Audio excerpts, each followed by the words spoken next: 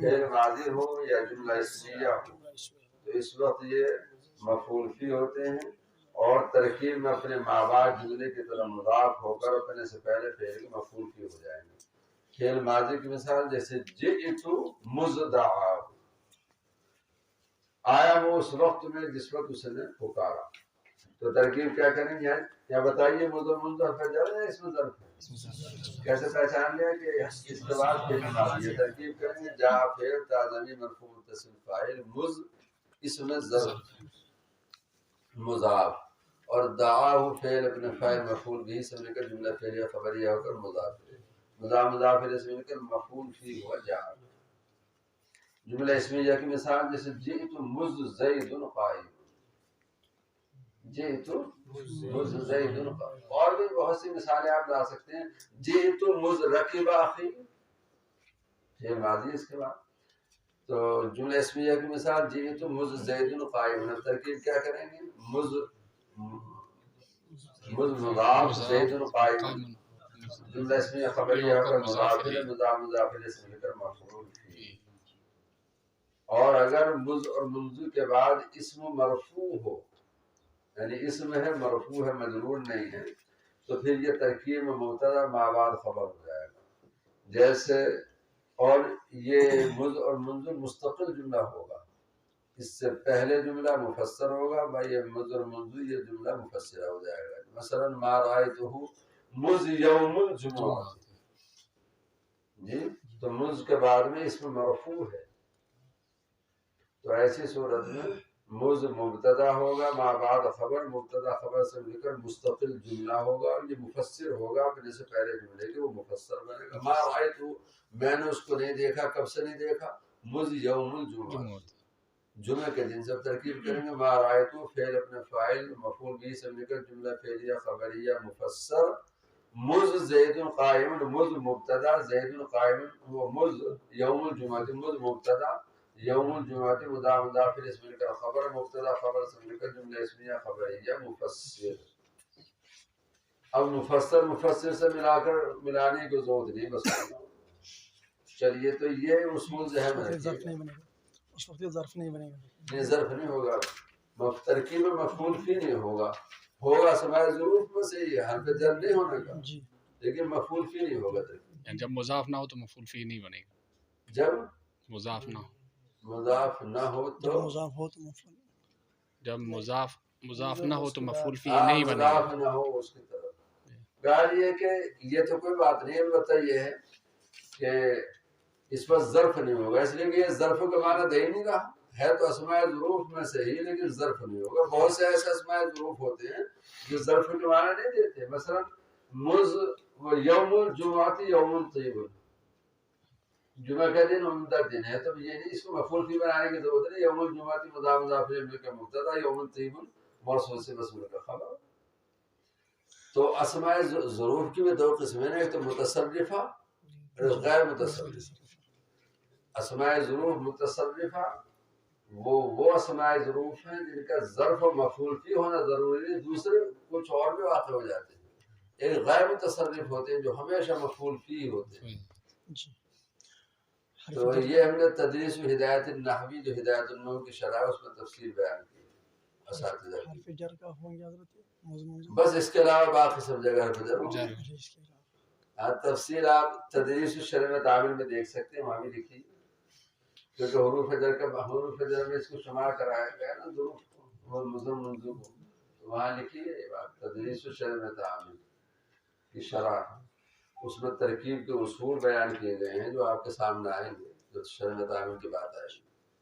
اب ہم آج کل بغیر ترکیب اصول کی ترکیب کرتے ہیں، جو بھی ذہن میں آئے، جو بھی حاشیے مل جائے، چاہے صحیح اور غلط ہو، اس کے اصول لکھ دیے گئے، ان اصول کی روشنی میں ترکیب کریں گے تو پھر صحیح اور غلط کا بھی ایک امتیاز ہو جائے گا، یہ صحیح ہے یا غلط ہے، اس کو دیکھ۔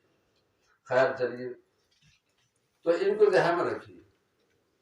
متى تقوم الساعة، اب اسی اصول کو سامنے رکھ کر ترکیب کیجئے۔ متى اس میں ظرف مفعول فی مقدم تقوم کا، اپنے سے پہلے یا بعد کے فعل مذکور یا محذوف کا ظرف ہوتے ہیں، یہاں بعد میں فعل مذکور ہے اس کی کا ظرف بنا دو، ترجمہ ٹھیک ہو رہا دے۔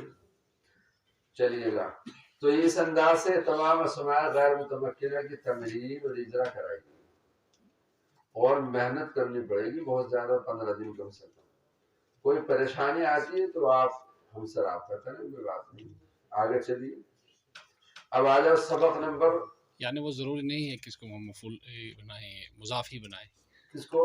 متا یعنی اسماء ظروف جو ہے.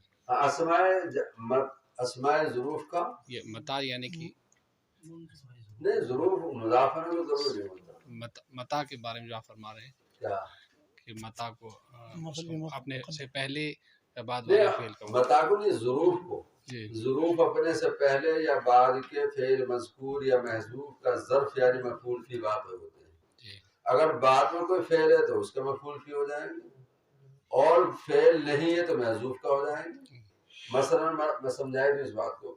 فعل مذکور کی مثال جیسے متا تقوم الساعہ، ترکیب اس کے بعد فعل ہے نا، جی تو ترکیب کریں گے متا، اس میں ظرف مفعول فی مقدم تقوم کا، تقوم فعل اور ضمیر الساعۃ فاعل، پھر اپنے فاعل مفعول فی مقدم سے مل کر جملہ فعلیہ خبریہ ہوگا.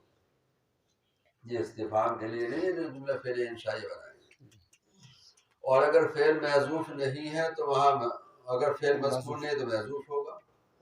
جیسے ایانا یوم الدین، تو یہاں ایانا یہ مفعول فی ہوا ثابت اسم فاعل کا، ثابت اسم فاعل اپنے فاعل مفعول فی مقدم سے مل کر خبر مقدم، یوم الدین مبتدا مؤخر. جب یہ اصول ذہن میں ہوگا تو ترکیب میں کوئی پریشانی نہیں ہوگی کہ اس اسماء ظروف اپنے سے پہلے یا بعد کے فعل مذکور یا محذوف کا ظرف یعنی مفعول فی واقع ہوگا. بچوں نے بھی مفعول فی نہیں پڑھا لیکن انہیں نام یاد دلا دو بس کہ مفعول فی نام رکھنا ہے. اس کا جہاں بھی آئے گا مفعول فی آگے پڑھ لو گے اس وقت. وہ اس کا نام مفعول فی بصیرت سے رکھیں گے، اس پر بصیرت ہو جائے گی. جہاں بھی اسماء ظروف آئیں گے فوراً مفعول فی کہیں گے. جلسہ زید، جلسہ زید تحت. جی ایک ترکیب یہ ہے نا، جیسے القلم فوق المکتب. القلم فوق المکتب مفعول فی ہوگا، القلم مبتدا اور ثابت فوق المکتب یہ خبر مفعول فی شبہ فعل، شبہ فعل. اس میں فاعل اپنے فاعل اور مفعول فی سے مل کر شبہ جملہ فعلیہ خبریہ ہوگا. جلس زید تحت، جلس فعل زید فاعل تحت مفعول فی. البتہ یہاں بھی پہچان کرا دو کہ اگر مضاف الیہ لفظوں میں موجود نہیں ہے تو مبنی، جلس زید تحت، اور مضاف الیہ لفظوں میں موجود ہے تو معرب. تو یہ تحت مبنی ہے نا، معرب بناؤ اس کو، جلس زید تحت الشجر معرب ہو جائے. خیر اسی طرح تمام اسماء غیر متمکنہ کی تمرین کرا لینا. اب آگے چلتے تاکہ آگے بڑھ جائے گا. سبق نمبر صفحہ نمبر 35 پر سبق نمبر 23 کھولیے. اسموں کے عموم اور خصوص کے اعتبار سے اسم کے عموم اور خصوص کے اعتبار سے دو قسم، معرفہ اور نکرہ. چلیے معرفہ وہ اسم ہے جو کسی معین یعنی دیکھیں جب آپ اس طرح پڑھائیں گے پابندی سے تو مسائل آئیں گے جی ایک سال، لیکن آپ اس مسائل کو حل کیجئے پھر اس کے بعد بہت ہی اچھا رہے گا انشاءاللہ. ایک صاحب نے تو ٹیلی فون کیا جی آپ کی دروس خاصات پڑھایا کرتے تھے، وہ چھوڑ دیے. میں نے کیوں چھوڑی؟ کہ وہ تمرین نہیں ہوتی تھی. میں بڑا بڑی ہمت کا کام کیا، تمرین مجھ سے ایک سال کر کے تم ٹیلی فون سے پڑھ لیتے، پڑھا دیتے تھے، کتنا اچھا ہوتا. اس میں کیونکہ خاصیات کی تمرین دی گئی ہے کہ مغالبہ اگر ہے تو آپ دیکھیں گے بعد میں نمبر آئے گا تو مغالبہ کی اس میں تمرینیں ہیں. اگر آدمی اس کو حل کر لے تو کتنا فائدہ ہو. حدیث سے قرآن سے تمرین ہے. تو بعض لوگ جو ہمت ہار جاتے ہیں وہ چلے گئے، ختم ہو جاتے ہیں. جو ہمت سے کام لیتے ہیں پھر وہ ڈٹے اور جمے رہتے ہیں تو پھر کامیاب ہو جاتے ہیں. جیسی منزل ہوتی ہے اسی طرح محنت کرنی پڑتی ہے. منزل اگر دور ہوتی ہے تو محنت ڈٹ کر اور جم کے کرنی پڑتی ہے. منزل اگر قریب ہوتی ہے تو تھوڑی محنت سے بھی کام ہو جاتا ہے. چلیے گا. معرفہ وہ اسم ہے جو کسی معین یعنی خاص چیز کے لیے وضع کیا گیا ہو، جیسے ثناء الرحمن.